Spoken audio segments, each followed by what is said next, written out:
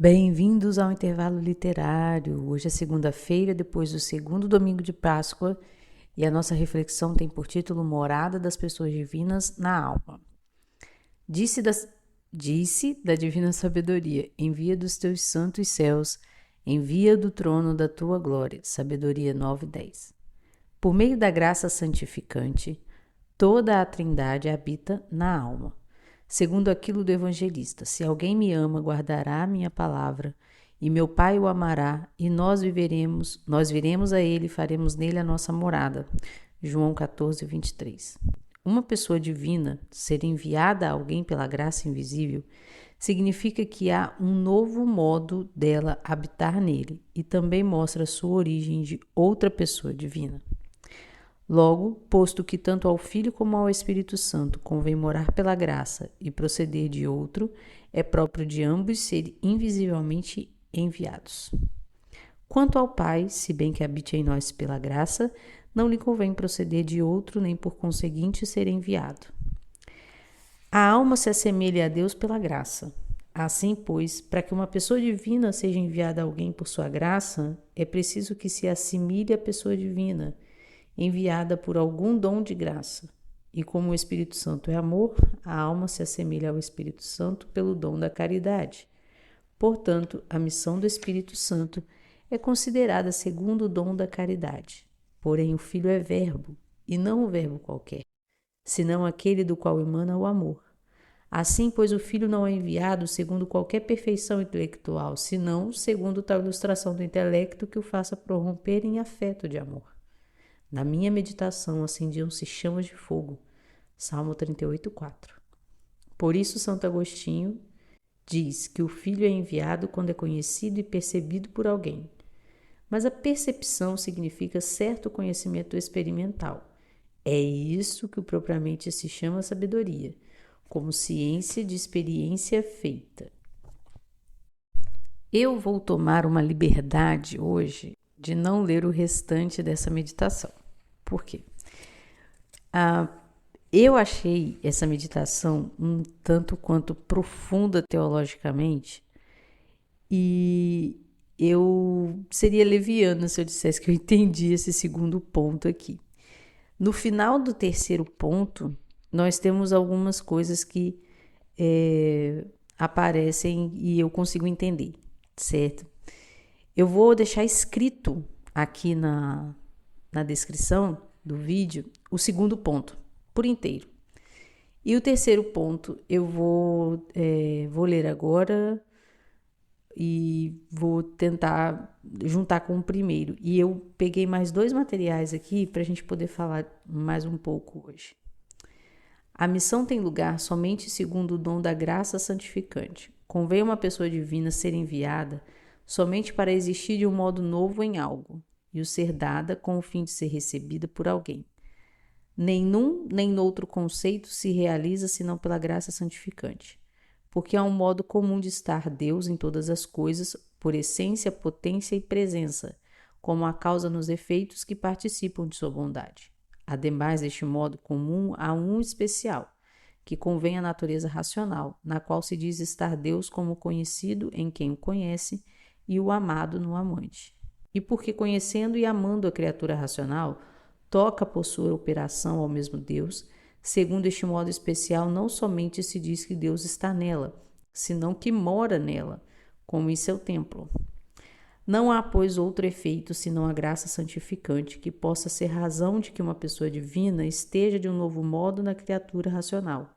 Por outro lado, somente se diz que possuímos aquilo de que livremente podemos usar ou desfrutar, e o poder de desfrutar de uma pessoa divina somente se verifica segundo a graça santificante, ainda que no dom desta graça recebe o homem o Espírito Santo e este habita nele. Por conseguinte, o Espírito Santo mesmo é dado e enviado. Bem, vamos lá. Eu vou começar falando sobre a graça santificante, e aí eu só queria fazer, eu acho que pela diferença a gente percebe melhor os conceitos. Eu vou ler no Catecismo o artigo 2000, que vai falar sobre a graça santificante e a graça atual. Existe uma diferença, né? Deixa eu pegar aqui. Ó, Esse é o Catecismo, artigo 2000. A graça santificante é um dom habitual, uma disposição estável e sobrenatural para aperfeiçoar a própria alma e torná-la capaz de viver com Deus, agir por seu amor. Deve-se distinguir da graça habitual, que é essa disposição permanente para viver e agir conforme o chamado divino, e as graças atuais, que designam as intervenções divinas, quer na origem da conversão, quer no decorrer da obra da santificação. Certo? Então, deixa eu só ver o 2001 aqui. Não. A graça santificante, ela é uma modificação da nossa alma por uma intervenção divina, por uma forma nova de Deus habitar em nós. Mas como assim, né? Existe uma nova forma. Porque Deus está em tudo de algumas formas diferentes. E quando a gente fala de graça santificante, é uma forma diferente de Deus habitar na criatura racional. Lembra que nós falamos sobre a adoção? Então, nós somos adotados e essa adoção faz com que Deus habite em nós de forma diferente. Nos dê um organismo espiritual especial. É uma forma diferente de Deus habitar em nós. No livro Ser ou Não Ser Santo, Eis a Questão, do Antônio Roy Marim, na página 91 em diante, a gente vai ver sobre a inabitação da Santíssima Trindade. E lá ele faz umas distinções assim de como que Deus pode habitar nas coisas. São, né, diferentes presenças de Deus. Então ele vai falar, por exemplo, da presença pessoal hipostática, que é a presença de Deus, do Verbo, por exemplo, na pessoa de Cristo. Então, essa presença pessoal hipostática é o Cristo homem, uma pessoa divina, numa natureza humana, e isso é muito interessante, é a forma pessoal e hipostática, é a presença hipostática. A presença eucarística, quando Deus está presente na Eucaristia, né? A presença de visão, onde Deus está presente em todas as partes por essência, presença e potência, porque tudo que existe, existe por causa dele, né? Então ele está em essência em todas as coisas que são feitas, porque nada existe, nem continua existindo, nem foi feito sem o próprio Deus, né? A presença de imensidade, aonde Deus está em todas as partes. Até parece um pouco, né? Essa presença de visão, o Antônio Roy Marim fala que Deus se deixa ver pela criação. E a presença de imensidade é essa questão de que Deus está em todas as coisas. Aí ele fala assim: nenhum ser existe nem poderia existir sem que Deus esteja intimamente presente nele, por essência, dando-lhe o ser que possui, por presença, permanecendo sempre perante seu divino olhar, e por potência, submetido inteiramente ao seu divino poder. Beleza. Aí nós temos a presença da inabitação, que é a graça santificante. É a presença especial que estabelece Deus, uno e trino, na alma justificada pela graça. E aí ele vai dizer o seguinte aqui, que essa inabitação da Santíssima Trindade, ela nos dá, né, a paternidade e a amizade divina de Deus. Aí eu até achei interessante que ele fala assim: Deus não é pai de uma pedra nem amigo do demônio, mas é unicamente o criador dos mesmos e de tudo quanto existe.